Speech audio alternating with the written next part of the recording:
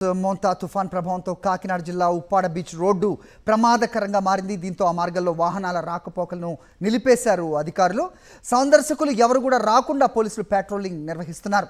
దీనిపై మరిన్ని వివరాలు మా ప్రతినిధి రాజు అందిస్తారు. ఒకటి రాజు, కాకినాడ ఉప్పాడ బీచ్ రోడ్లో ఇక్కడ చూసినట్లయితే తీరం వైపు రాకాశలన్నీ కూడా పూర్తిగా ఎగసిపడుతున్న పరిస్థితి అయితే ఉంది.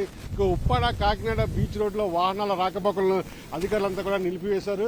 ప్రస్తుతం పోలీసులంతా కూడా ఈ బీచ్ రోడ్ ని మానిటరింగ్ చేస్తున్నారు. ఈ కోస్టల్ ఏరియా ఏదైతే ఉందో right from the NTR beach నుండి అప్ టు ఉప్పాడ టర్నింగ్ వరకు ఈ బీచ్ రోడ్ మొత్తం క్లోజ్ చేయడమైంది. మా పోలీసు వారు అక్కడక్కడ పికెట్లు ఉన్నారు. తర్వాత పబ్లిక్ ని కూడా రిక్వెస్ట్ చేస్తున్నాం, ఈ టైంలో ఈ పుణ్యస్థానాలని ఇవన్నీ కూడా దయచేసి ఆపుకొని చేయాలి. ఎందుకంటే ఈ ఉధృతను చూశారు, సముద్ర ఉధృత ఈ సైక్లోన్ చాలా ఎఫెక్ట్ గా ఉంటుంది అంటున్నారు. ఇక రాను ఇంకా పెరుగుద్ది అంటున్నారు. దయచేసి అందరూ కూడా దీన్ని మనసులో పెట్టుకుని ఈ రోడ్ ని తర్వాత ఈ ఏరియాని కొద్దిగా అవాయిడ్ చేయాలని చెప్పేసి కోరుతున్నాం. కొంతమంది మత్స్యకారులు ఇంకా ఫిషింగ్ చేస్తున్నారు భయం లేకుండా. మరి ఎట్లా మానిటరింగ్ చేస్తున్నారు సార్? పెట్రోలింగ్ చేస్తున్నారా? పెట్రోలింగ్ చేస్తున్నారండి. మా కన్సర్న్ పోలీస్ స్టేషన్ ఇన్స్పెక్టర్స్ తర్వాత ఎస్ఐస్ కూడా వాళ్ళందరినీ కూడా అక్కడ నుంచి ఎవాక్యుయేట్ చేయడానికి టీమ్స్ గా ఇచ్చేశారు. లాస్ట్ 2-3 డేస్ నుంచి కలెక్టర్ గారు, ఎస్పీ గారు ఈ మానిటర్ చేస్తున్నారు. ఎవరైతే ఫిషర్స్ మ్యాన్ వెళ్ళారో ఆల్రెడీ వాళ్ళందరినీ బయటికి తీసుకురావడం, ఒకళ్ళిద్దరు వెళ్ళినట్టుగా అయితే వాళ్ళని కూడా తీసుకొచ్చి వాళ్ళ సురక్షిత ప్రాంతాల్లో దింపుతున్నారు. ఆల్రెడీ హోప్ ఐలాండ్ నుంచి 110 మంది మత్స్యకారులను తీసుకురావడం జరిగింది. ఎస్పీ గారు కూడా క్లియర్ ఇన్స్ట్రక్షన్స్ ఇచ్చారండి. వారందరినీ కూడా రిక్వెస్ట్ చేస్తూ తర్వాత అట్ ది సేమ్ టైం వాళ్ళ లైఫ్ థ్రెట్ గురించి కూడా చెప్పి వాళ్ళందరినీ కూడా పునరావాస కేంద్రాలకు తీసుకురమ్మని చెప్పేసి సీనియర్ ఆఫీసర్ ఇన్స్ట్రక్షన్స్ అండి. దాని మీద మా ఆఫీసర్స్ అందరూ వర్క్ చేస్తున్నారు. మనం చూస్తున్నాం పోలీస్ అధికారులు ఒకటే చెప్తున్నారు, కాకినాడ ఉప్పాడ బీచ్ రోడ్ తుఫాన్ దాటే వరకు కూడా ప్రశాంతమైన వాతావరణం వచ్చే వరకు కూడా వాహనాలను ఎట్టి పరిస్థితుల్లో కూడా మేము అనుమతించబోమని చెప్పి స్పష్టం చేస్తున్నారు. ఇక ముఖ్యంగా ఏదైతే హోప్ ఐలాండ్ లో ఉన్నటువంటి 110 మంది మత్స్యకారులని వాళ్ళతో మాట్లాడి వెనక్కి తీసుకురావడం జరిగిందని చెప్పడం జరిగింది. ఉప్పాడ నుంచి ఇటు కాకినాడ బీచ్ రోడ్ వరకు కూడా పోలీసులు చెక్ పోస్టులు ఏర్పాటు చేసి సందర్శకులు ఎవరిని కూడా రాకుండా నిలువరించే ప్రయత్నం చేస్తున్నారు. వీడియో శ్రీనివాస్తో కలిసి కసబండి రాజు, సాక్షి టీవీ, కాకినాడ నుండి. కాకినాడ వద్ద మోంతా తుఫాన్ తీరం దాటనుండడంతో సముద్ర తీరం అల్లకల్లోలంగా మారింది. లంగర్ వేసిన బోట్లు సైతం ధ్వంసమయ్యే ప్రమాదం ఉందని వాపోతున్నారు మత్స్యకారులు. దీంతో ప్రమాదమైనప్పటికీ సముద్రం వద్దకెళ్లి పడవలను కాపాడుకునే ప్రయత్నాలు చేస్తున్నారు మత్స్యకారులు.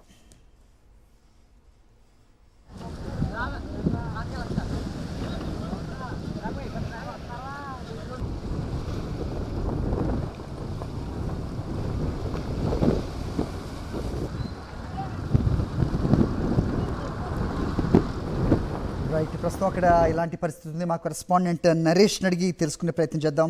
నరేష్, మోంతా తుఫాను ప్రభావం కాకినాడ పోర్టుకు భారీగా కనిపిస్తుంది. ఇప్పటికే ఐఎండీ అధికారులు కాకినాడ పోర్టుకు 10వ ప్రమాదక హెచ్చరిక జారీ చేశారు.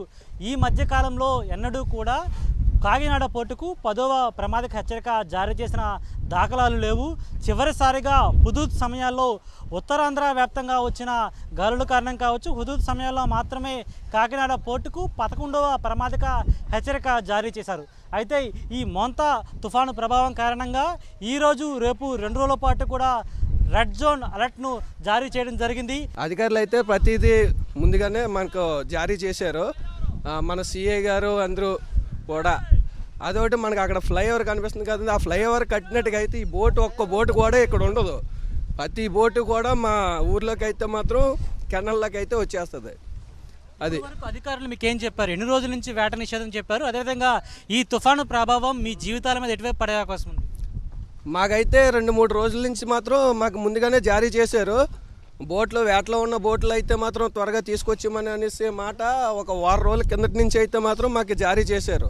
ఏడీ గారు అయితేనే, సిఏ గారు అయితే, మేము పోర్ట్ సిఏ గారు, మా సిటీ ఎమ్మెల్యే గారు వీళ్ళందరూ అయితే మాత్రం కొంచెం ముందుగానే జారీ చేసి ఎటువంటి ప్రాణ నష్టాలు కూడా జరగకుండా ఉండాలని ముందుగా సురక్షితంగా చూసుకోమని చెప్పారు. అంటే ఇప్పుడు బోటుకి మధ్యలో ఈ విధంగా టైర్లను పెట్టి అదేవిధంగా కొన్ని థర్మాకోల్ షీట్స్ కూడా పెట్టారు కదా, దేనికి పెడతారు? దేనివల్ల ఇరిగిపోతుంది సార్?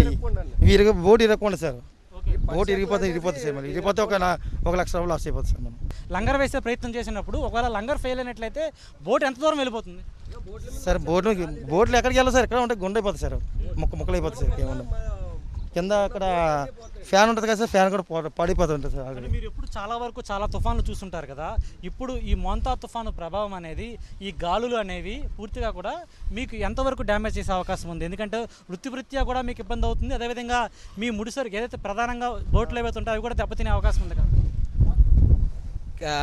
కేవలం బోట్లో అయితే చాలా వరకు నష్టపరిహారం అయితే మనం సురక్షితంగా కట్టుకున్నాం కనుక ప్రస్తుతానికి నష్టపరిహారం అయితే జరిగే అవకాశం అయితే లేదు.